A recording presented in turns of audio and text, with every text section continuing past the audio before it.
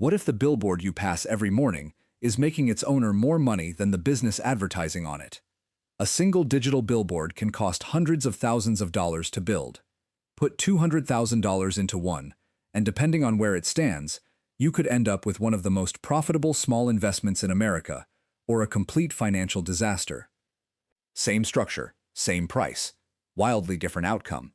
So what actually decides which one you end up with? Here's the strange part. The billboard itself isn't really what you're paying for. Not the steel, not the lights, not even the advertisement sitting on it. But we'll come back to that. First, imagine you own one. You spend $200,000. You put it beside a busy road. Advertisers start paying you every month, and the same structure sells that same view, over and over, to a new advertiser every time the old one leaves. No inventory to restock. No new product to build, just the view, sold again and again, month after month, year after year, with almost nothing changing on your end. But there's a problem with this business that most people never see coming. You can't simply find an empty piece of land and build one.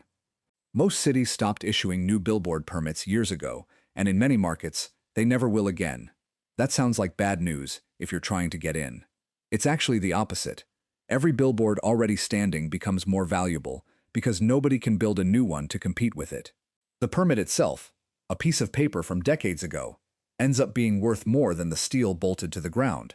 Some operators, in fact, buy up small, aging billboard companies purely to acquire the permits attached to them, treating the paperwork as the real prize and the structure as a formality.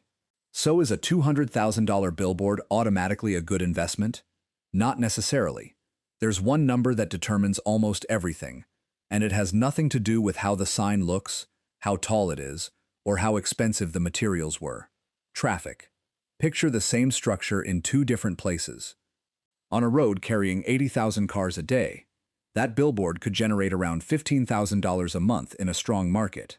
Move that exact same structure 2 streets over, off the main road, barely visible, and it might struggle to bring in $2,000. Same steel, same $200,000 investment, same permit, completely different business. And this is where the economics completely changes. A bad location doesn't just underperform quietly, it turns an asset into a $200,000 mistake, sitting there, losing money every single month, with no easy way to relocate a structure that's already bolted into the ground.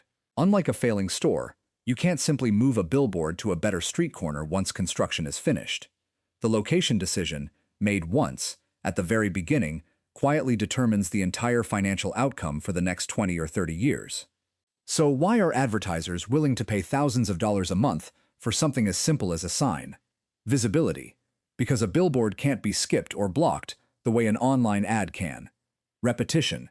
Because the same commuter sees it every day until the message sticks without effort. Local dominance. Because a business with a highway billboard feels bigger than one that only exists online. Brand credibility. Because permanence in the physical world signals a company that isn't going anywhere. And physical presence. The simple fact of existing somewhere real, in a way targeted online ads never quite replicate. Take a local roofing company that spent years running ads online, with mixed results, competing against dozens of other contractors for the same clicks, the same keywords, the same shrinking attention. Then they put up one billboard on the highway leading into town. Within a few months, they weren't just another name in a search result. They were the roofing company everyone in town had seen, every single day, without ever clicking anything, without ever being compared against 5 competitors on the same screen. That shift, from invisible to unavoidable, is worth more to some businesses than any click-through rate could ever capture. But there's one mistake that can quietly turn a great billboard into a mediocre one, even in a great location. An empty screen.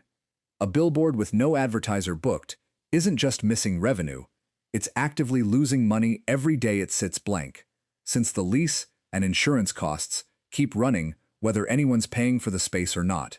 And this is where digital billboards change the math entirely. A static sign sells one view to one advertiser. A digital screen sells that same view to 4 or 5 advertisers at once, rotating every few seconds. One screen. Advertiser A, then B, then C, then D. One location. One traffic flow. 4 separate revenue streams, from a single structure that only had to be built once. That shift, from one advertiser to 4, is a major reason digital billboards have been replacing static ones across major cities over the past decade, though the exact pace varies by market and by operator. Let's run a hypothetical scenario, using a set of realistic assumptions, not guaranteed numbers, just one possible outcome under strong conditions. Say you build a digital billboard for $200,000 in a strong location. It generates $15,000 a month in advertising revenue. Now subtract the costs. Land lease, around $600 a month. Electricity to run the display, roughly $200. Maintenance and occasional repairs, another few hundred. Insurance, a few hundred more. Sales and advertising costs to keep the board booked, maybe another few hundred. Altogether, monthly costs land somewhere around $2,000, leaving $13,000 a month in owner cash flow. Over a year, that's close to $156,000. Under these assumptions, the first-year cash-on-cash return works out to roughly 78%, an unusually strong outcome that assumes strong traffic, full occupancy, and no major surprises along the way. Not a typical result across the industry as a whole. Now picture the same billboard, in a location nobody drives. Revenue might only be $2,000 a month, against costs that barely change either way, since the lease and insurance don't care how many advertisers show up. Same billboard, same $200,000, completely different business, and a completely different life for the person who owns it. Even in a strong location, 3 risks matter most. Location risk, where traffic quietly declines over the years as roads change or new routes open around it. A bypass built 5 miles away, a new highway exit, even a shift in where a city decides to grow, can turn a once thriving billboard into an afterthought without a single thing changing about the structure itself. Demand risk, where a slow local economy means advertisers cut budgets, and billboard spending is often the first line item paused, long before a company touches its online advertising or its staffing. And regulatory risk, where permits can be revoked, zoning laws can shift without warning, and a structure torn down for any reason isn't always guaranteed to be rebuilt on the same terms. Which means a single storm or a single city council decision can erase decades of accumulated value overnight. None of these risks are dramatic on their own. None of them make headlines. But together, they explain why this business rewards patience and research far more than enthusiasm. The operators who last decades in this industry tend to be quiet, methodical, almost boring in how they evaluate a new location, and that's precisely why they keep winning, while more excited, faster-moving competitors overpay for the wrong spot and quietly fade out within a few years. So who actually wins in this business? Not necessarily the person who owns the most billboards, or the biggest one, or the most technologically advanced digital display on the block. It's the operator who finds the right location before anyone else notices it, secures the permit before it disappears, doesn't overpay for the land or the structure just because financing was available, and keeps the board booked at high occupancy instead of letting it sit empty between advertisers. Get all 4 of those right, and the economics take care of themselves, almost automatically. Miss even one of them, and the math falls apart quickly, no matter how impressive the structure looks from the road. The billboard wasn't the asset.